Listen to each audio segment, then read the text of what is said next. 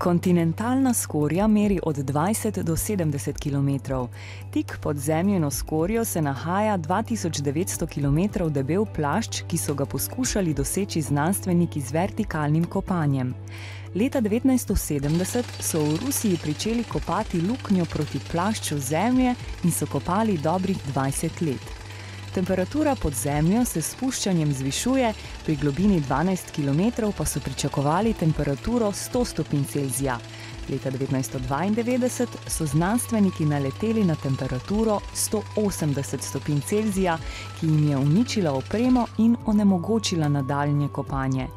Izkopali so 0,2% razdalje do središča Zemlje, kar je nekaj več kot 1000 metrov globlje od Marijanskega jarka, ki je najgloblji poznani del svetovnih oceanov in najnižja točka površja Zemljine skorje. Luknja je bila globoka 12 262 metrov.